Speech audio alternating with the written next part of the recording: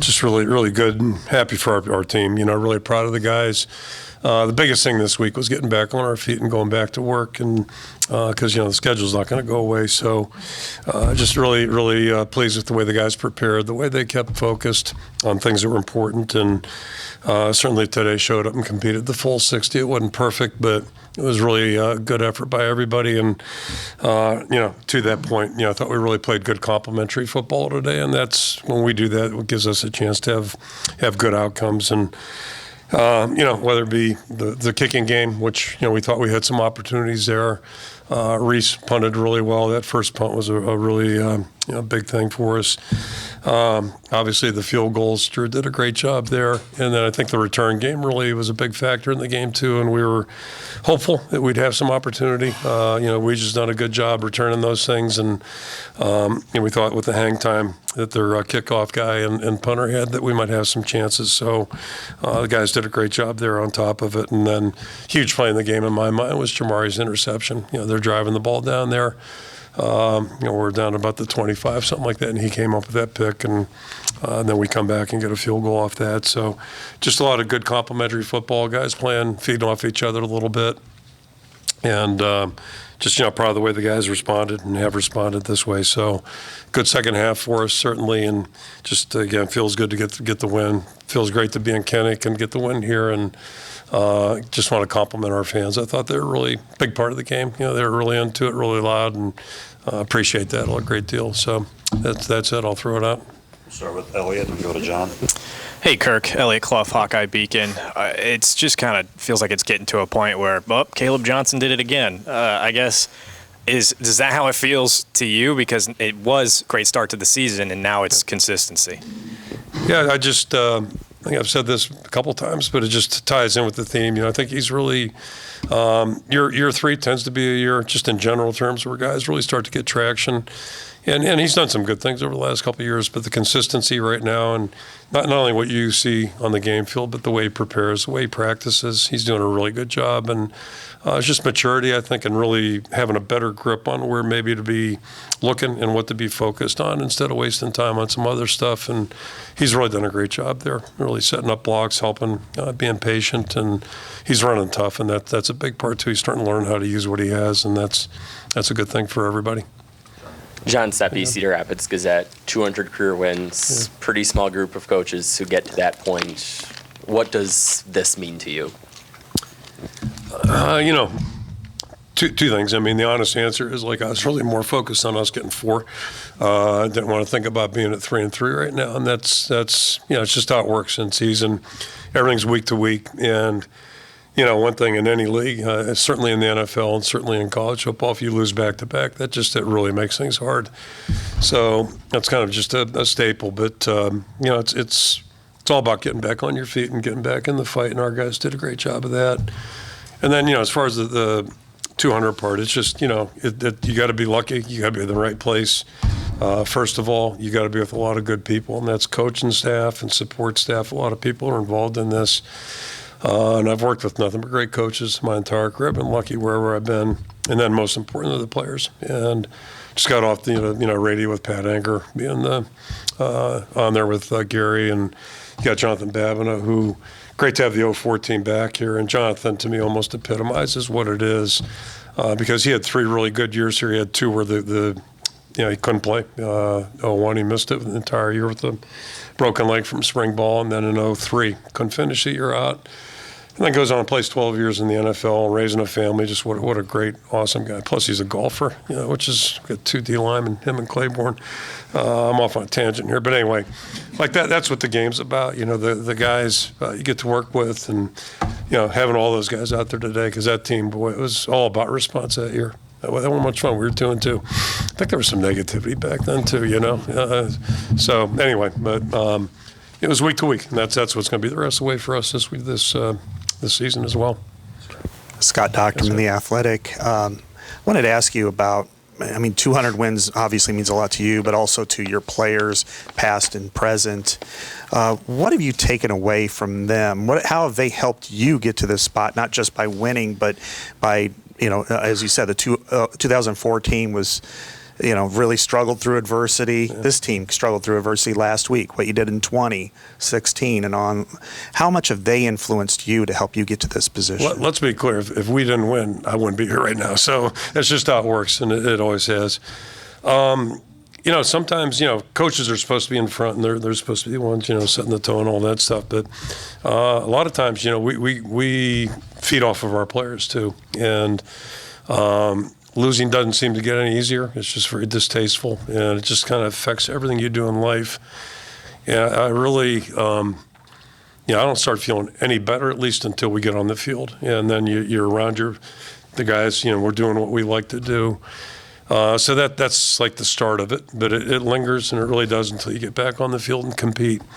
But, the best part about coaching always has been working with players. And, again, I've been so fortunate where, the guys I've worked with on a day-to-day basis have been really good folks. And, we learn from our players all the time, and if parents learn from their kids too. Sometimes some of those things are interesting, but so you do. And all the stories, a guy like Jonathan Bobineau, how did he stay so positive? And he just did. He just kept coming back and sticking with it. So Pat Anger went through a lot of stuff during his career, and that's real life. But that's what the game teaches you. Chad. With the season that Caleb Johnson is having, do you feel like it's a valid conversation to put him in the category with what Sean Green did in 2008? I know we're halfway through here, but he's over 900 yards now and halfway through. I'll tell you exactly what I told him a couple of weeks ago because somebody gave me something about Heisman, some article about him being in the Heisman race or whatever. This is like 3 weeks into the season.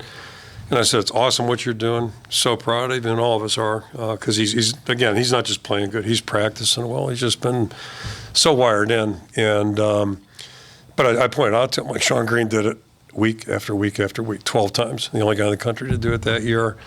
So as much as everybody likes to talk about things, and believe me, I'm so pleased with the way he's playing, but it's all about the running the race, the whole race. That's why we got 12 games on the schedule. Our team will get evaluated the same way. I know we like to come to conclusions every now and then, good or bad, but it's really about how the whole thing goes. And that's part of him understanding, seeing the big picture. Doesn't mean he's going to stay on the tracks, but he's been great, and he was great again today. And so I'm not surprised because I see him act that way every day. Just he's focused on the right things. Yeah. Which gives him a chance. And he has a legitimate chance to, what'd you say, he's got 900? And we're halfway right now. So, that's pretty impressive. I think it's about as good as we've had, right? I'm guessing. I'm not a big stat guy, but that's pretty good. Adam Jacoby, Hawkeye Beacon. Block kick in the first quarter by Y.A. Black, 2 turnovers by the defense, 3 fourth-down stops. How big of an effect does it have on the rest of your team when your defense is coming up with big play after big play? Those are all good things, and really pertinent in the fact that we didn't start out well. Like they drove it the first 2 times, drove it right down the field, and that was a little disconcerting. When you see them possess the ball like that, they not only possess the ball, but they're moving it. So, you get a little concern there, but again, coming up with the plays when you need them in the field goal. We thought there might be a chance on that as well. Not to say that, Coach Woods called the shot, but he saw some things that maybe would have a chance if things pan out right, and they have to. And then, just keep working. You keep working, but those things are all good things, getting the stops on downs. The score got away a little bit, so they had to do that. And once we got it to where we were pretty sure like they're going to have to throw the ball, it made it a little bit easier for us to play. But they did a great job, and they've been doing it all year. They've moved the ball on everybody this year. Yep. Mike Loss, the Gazette. Kirk, do you have a favorite kind of win? I would assume that bouncing back after a loss like last week's would be that kind of win, but how would you describe it? Yeah, it ties in with what I said. Losing, and it seems like the older you get, the more distasteful it is. And Mary said that like 40 years ago. She said to me, one day, it seems pretty simple. Like, if you guys win, everything's good, and if you lose, everything sucks. And that, it really hasn't changed. I know fans get upset when we lose. I get that. And, everybody's looking for reasons, but it's all about trying to move forward, and get better, see what we can do to fix things and get better. But, if you don't have the right kind of guys around you, it's tough. So.